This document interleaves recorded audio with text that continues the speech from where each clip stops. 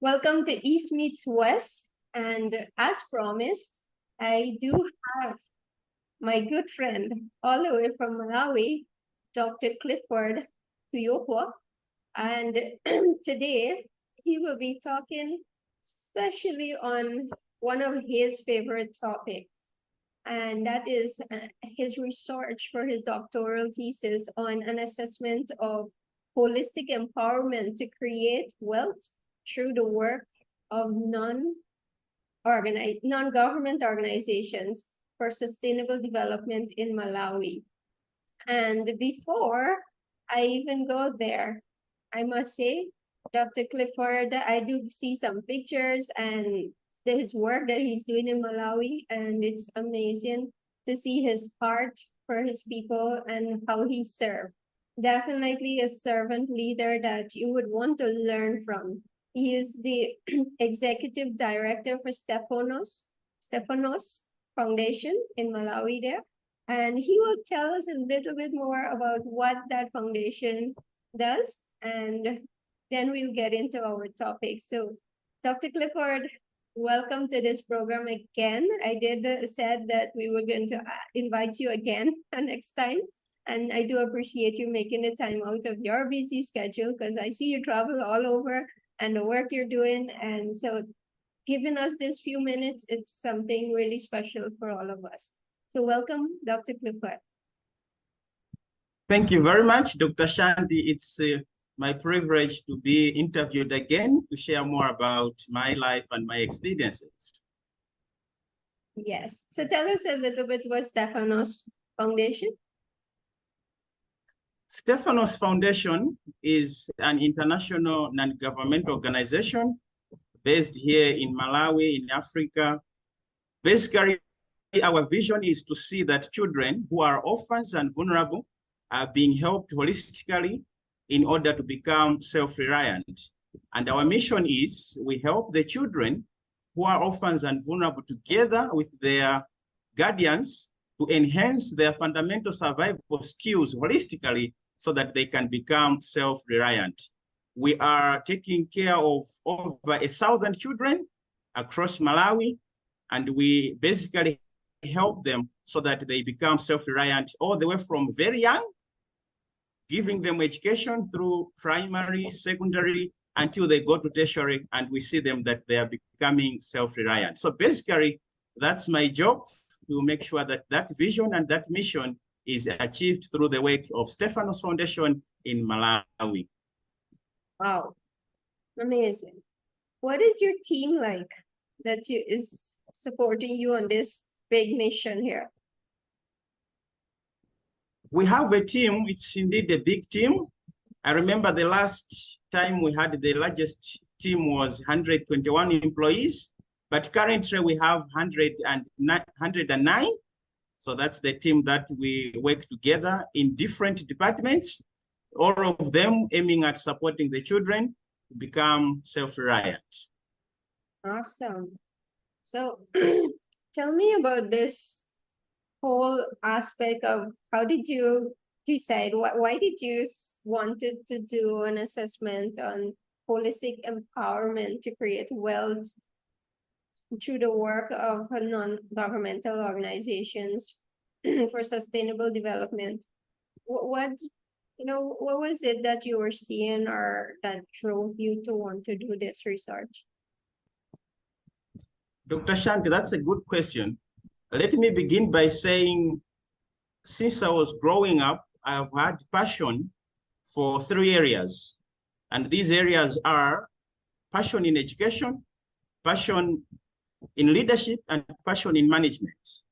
So I also have a background of being a teacher, and I saw how children are suffering, especially those who are orphans and vulnerable. And that was part of my heart. And I felt like, given an opportunity, I would be one of those who are helping the children in their future. Hence, I happened to be working for an international non-governmental organization that aims at taking care of children, and to see the vision is that they should become self-reliant. So I remember having a background of education. I also had the desire to study.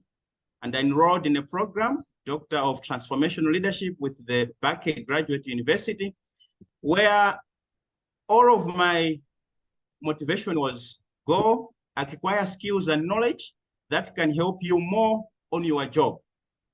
So when I was coming up to do my dissertation, my research, I didn't struggle to find a topic because I was already working and I'm already working.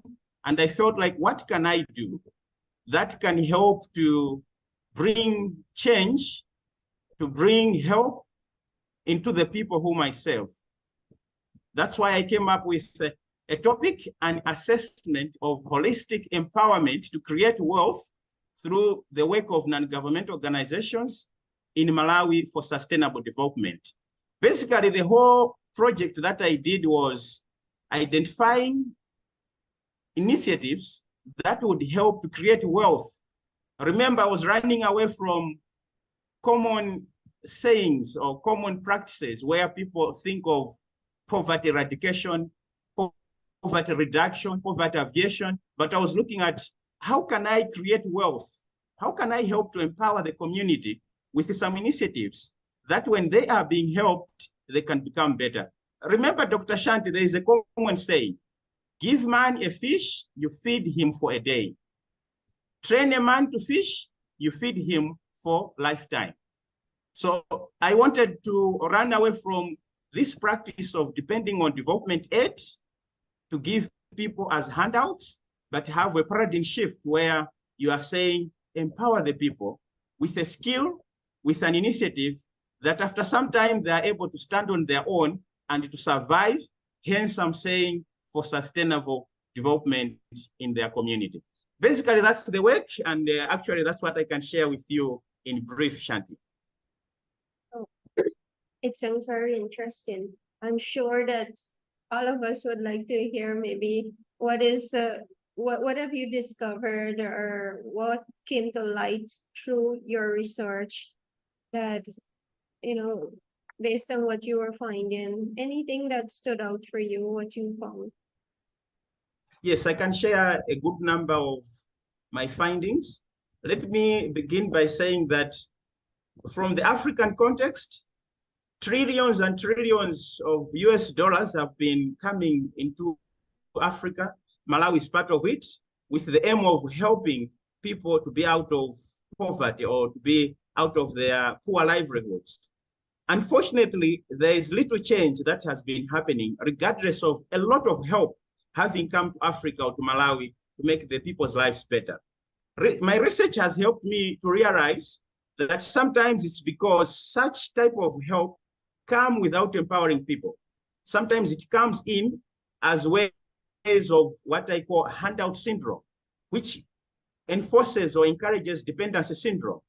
So one of the major findings is that whenever you are bringing in development aid, let it come in through a process that is going to empower the community members.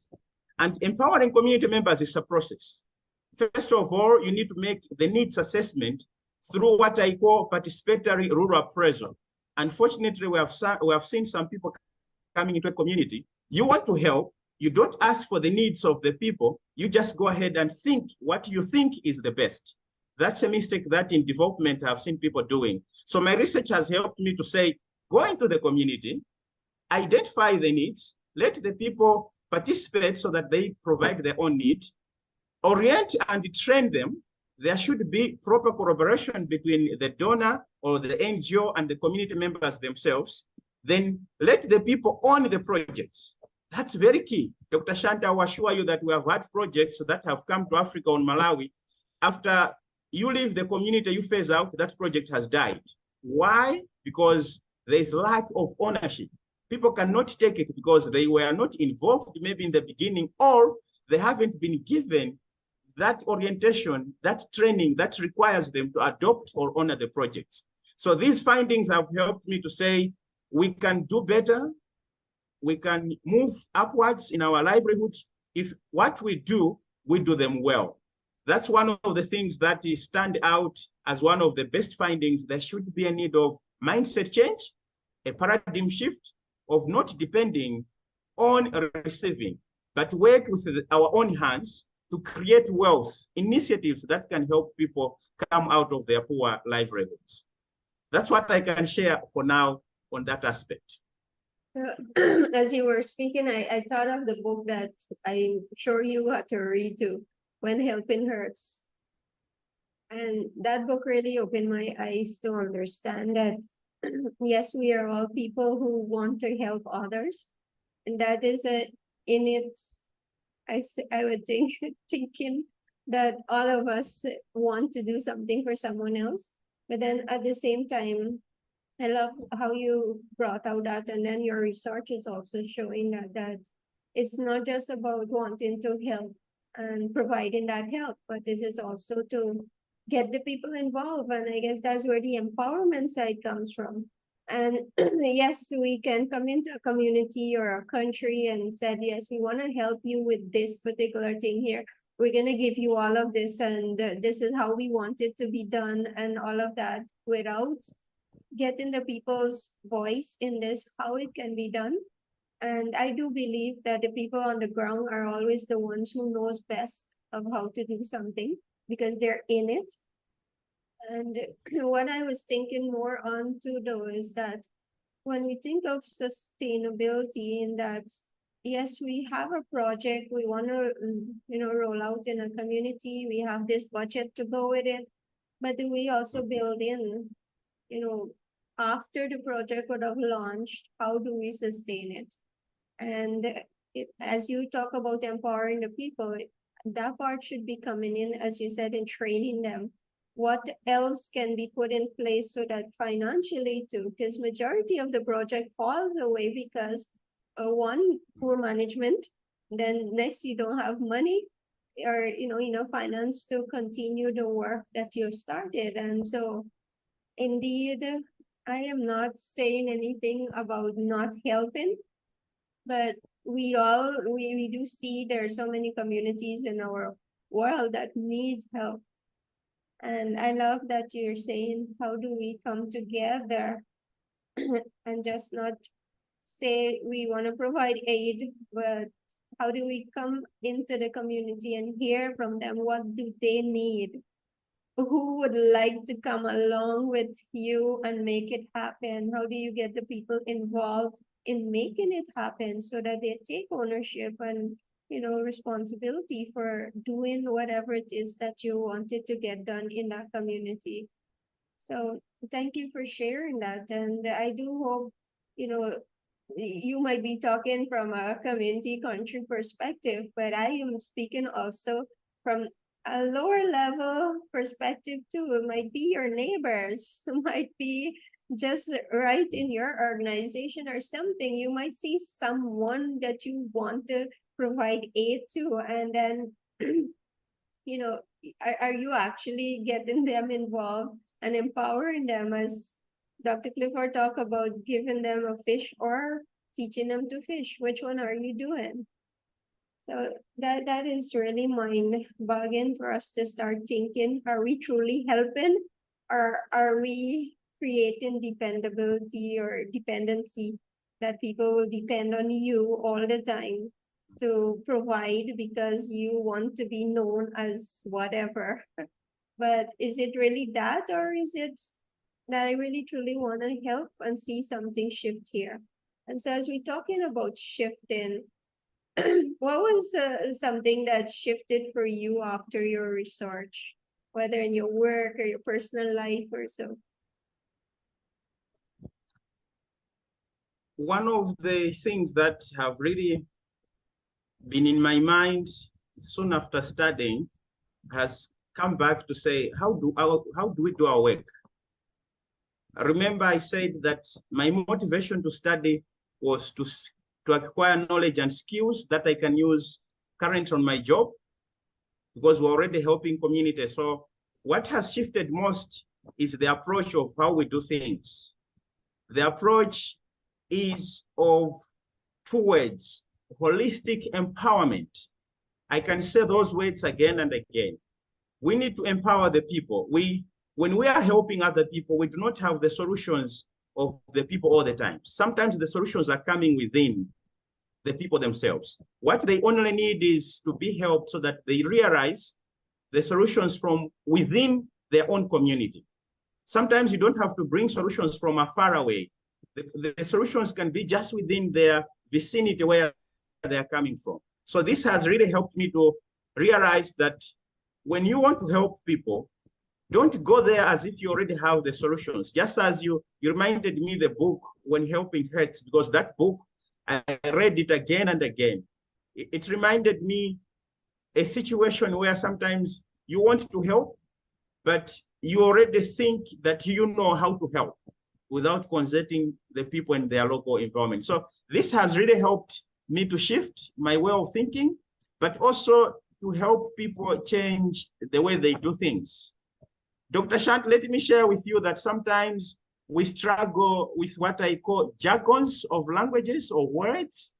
A good example is I did Doctor of Transformational Leadership. The question is, what is it all about? It's all about helping to find long-lasting solutions in the lives of people. That's in simple terms. So basically, when I work all day, what I'm thinking about is, if there are challenges that people are facing, how am I contributing? How am I an agent for change? How am I helping to find the solutions to transform others? And I also learned that sometimes it's difficult to bring in transformation if you yourself, you are not yet transformed. You get transformed first yourself, then you are able to transform others. Just as a common saying goes, you cannot give what you don't have. So you get transformed yourself. If you are a leader, you have the vision, you understand it, you see it, then you start passing it to other people. If you have initiatives, it's you who is a leader who has it. You influence other people so that they buy it, they understand it, then they walk along with you. Another thing that I learned through my studies is, if you can, do your best to be a role model. Do it yourself first, then others are going to follow it. Don't be someone who talks, but cannot act on the same. Walk the talk. Yep. That's what is important in leadership. And that in itself has helped me even in my work every time it challenges me. Because as a leader, I need to help in finding solutions which are long-lasting, but also to make sure I grow the team. I am helping the team to grow. The team is able to come together, have ideas, share experiences. Then through those experiences, we learn from each other. Then we move on. And in so doing, we can develop and become better citizens. That's something that I can say it has shifted in my mind very much in the context of Malawi. And I'm eager in the NGO sector to do more. I'm even willing to share my findings to the other NGOs in Malawi on how best they can adopt the wealth creation initiatives that I researched on. People were giving me many ideas, and some of these ideas can be helping. I can also add that, there are some wealth creation initiatives that have been very successful, and some have failed miserably.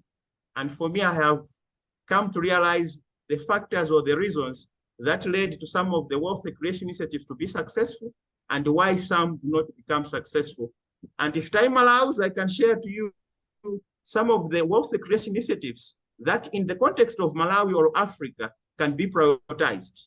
It can be 1, 2, 3, but they're very important. If they are prioritized, you are talking of moving from a third world to becoming a better developed continent or a better development country or community at any level. That's what I can share as far as my experiences are concerned. Yes, we would love to hear those points too.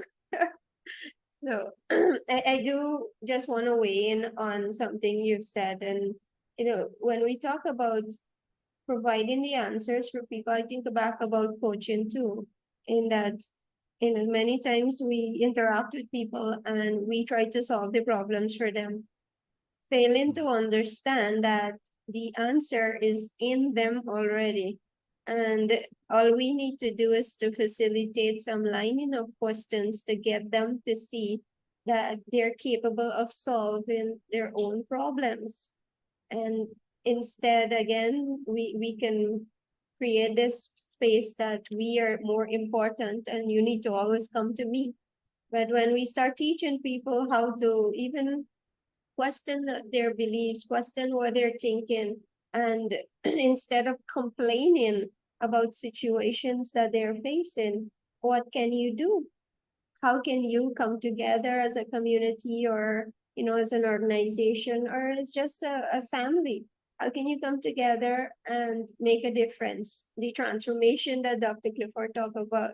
How do you bring about positive change? How do you, bring something that maybe others are not thinking about? So we can sit and complain about everything that is going wrong. We could blame also everybody, all the leaders. We could blame, your families. You could blame anyone. But have you stopped to ask yourself, what can I do about it? Who can I partner with to make something happen? Then you have to keep dependent on others to make things right for you. So those are just some stuff that was going through my mind as you were sharing. But tell us, what would be some areas based on your research too that you can share that can benefit? I know you said that you're willing to share your findings with the other nonprofit organization in your country, and I know for sure whatever you're sharing is just not only for Africa, because yes, you did it on the context of Malawi, but in the African region there, but then there are some communities in other countries or other part that can also benefit from some of these things that you're learning. There's no one cap fit all solution to everything. So I do believe that whatever you're sharing, we can all benefit from. So Dr. Clifford, tell us, what might be some of the advice or based on your findings that we can also benefit from? Thank you, Dr. Shanta. I was happy when you said that I did my research in the context of Africa, and as I'm sharing, I have that in mind, and my findings might fit better in the context of Africa, though I'm also mindful of a statement that principles are principles. They might be universal. They only differ on a context that you're implementing them in. So if this is a principle that may work in Africa, it can work in other countries or other continents. But basically, it has been more applicable to the African context, especially in Malawi. So let me share some of the findings. And the number one finding is the best for me. If countries are to develop, or countries are to move out of their status, one of the things that they need to do is encourage vocational development skills. I realized in my research that if you are to stop giving fish but train people how to fish, one of the skills or the vocational skill you can have is to empower people on the vocational skills development. This is to train people in something that they are passionate for them to do. It's a hands-on experience of something that you have to do. Remember, people may have ideas. If you don't act on them because of fear of failure, you can still not achieve it. So the skills development have been a big part of what people said. If you want to help the communities, go into the community, ask them, what skill do you want to be trained in? Some of them would say, I want a skill of carpentry. They will make things for their own use. They'll sell and they'll make income for their survival. Some said you can learn skills of being a bricklayer. You can learn skills of being a welder. You can learn skills of carpentry.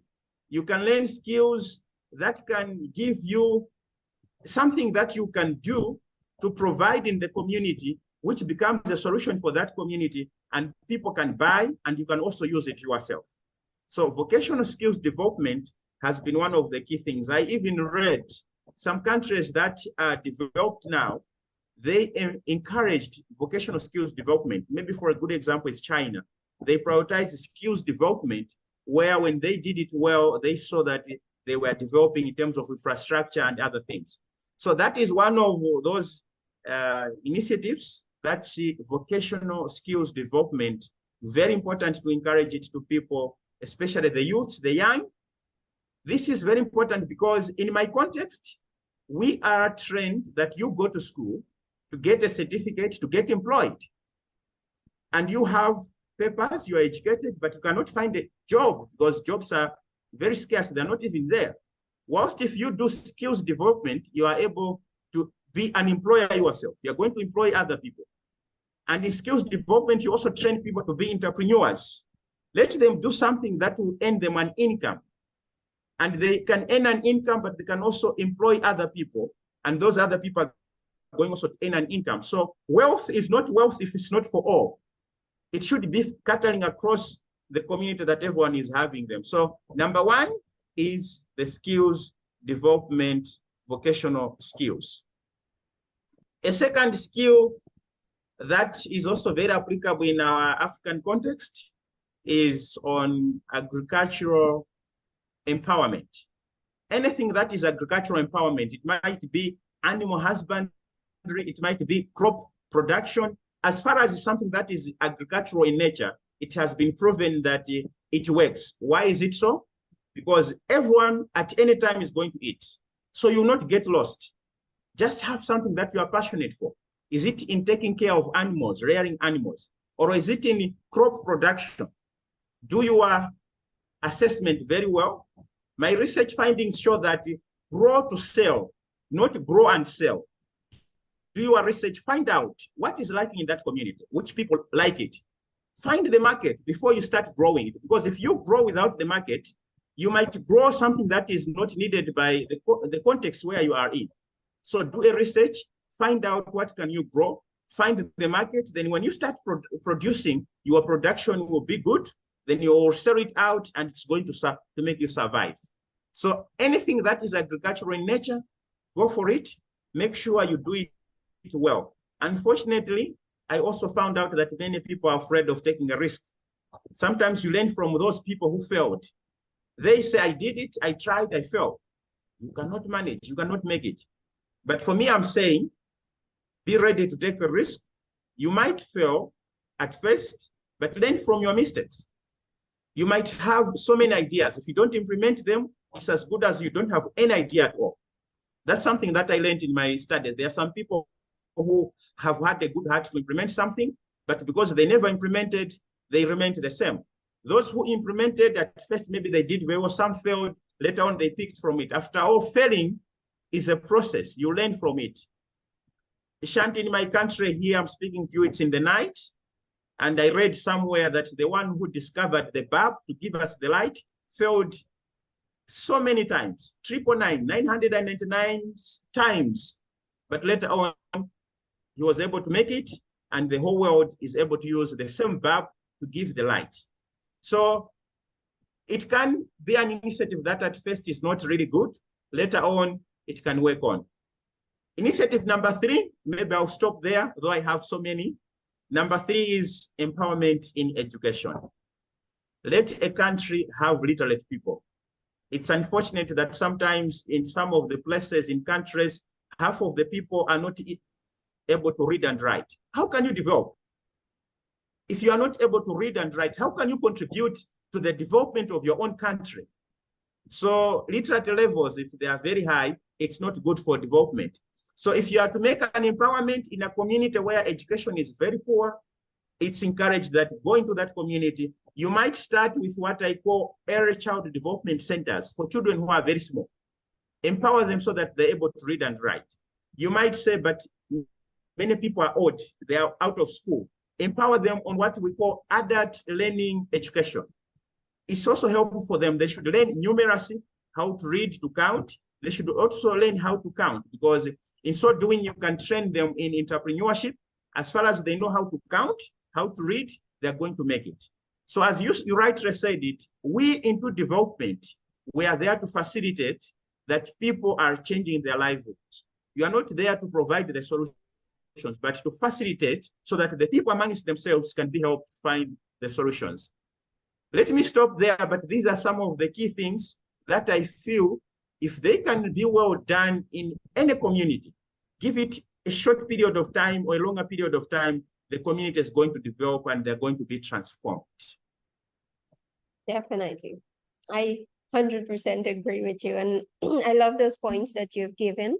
And indeed, all those who are listening to this here, I do encourage you to share this with your community leaders and even the organizations or places that you work in. I love that you said wealth is not wealth if it is not for all, right? And that is something that we need to really sit and think deep in it, that, are we creating wealth for all?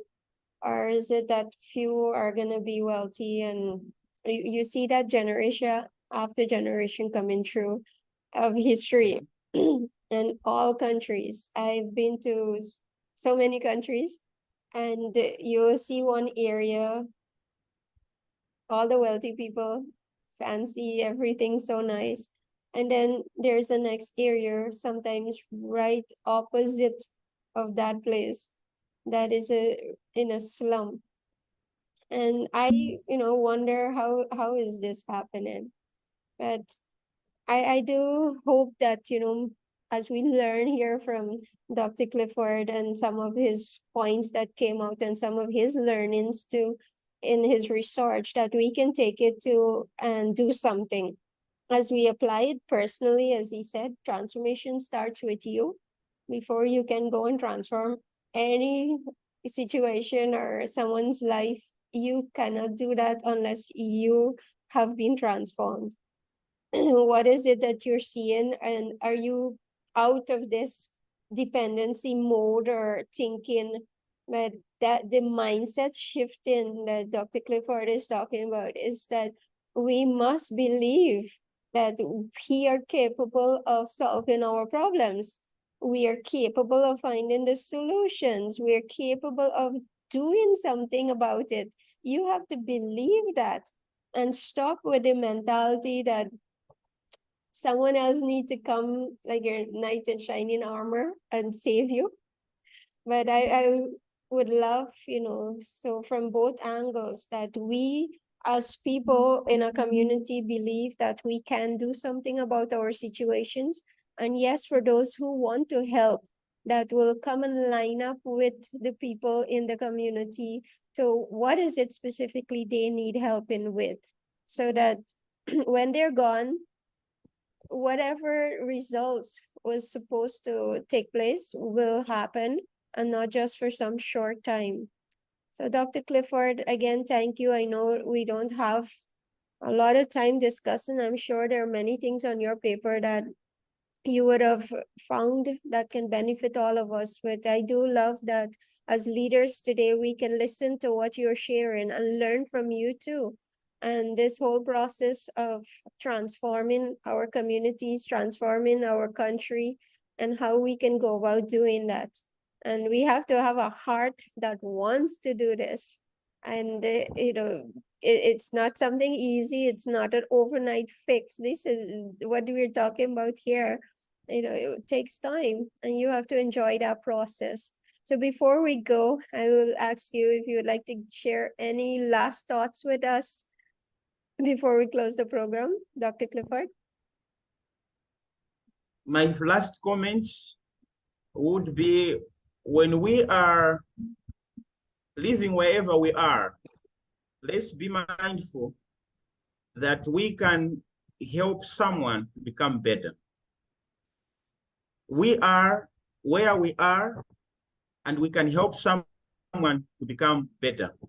Sometimes it's very common to see ourselves saying, I am not better enough.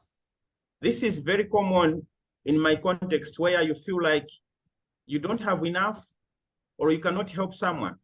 But you can help in many ways. It's not always about materials that you can help. Sometimes it's about ideas. When you discuss, when you talk to one another, it's about sharing experiences of what you have gone through. Sometimes we like saying, he is saying because, or she is saying because she is in that opportunity of being a leader. But sometimes it's not about that position. Leadership sometimes not about position. Influence sometimes not about position. You can be of influence wherever you are. We have also encountered situations where you have people who are leaders, but they don't have leadership skills. So you cannot say, I am in that context where I cannot help. You might not be in a leadership position whilst you have leadership skills. So you can also help there. You might not be in leadership position, but you have a skill and an idea that you can help. You have to come up and share. I like advocating for teamwork. I like advocating for two-way communication. I like advocating for sharing of ideas because we need to be successful together. And I like saying this statement, Dr. Shanti, I think maybe you might like to hear it.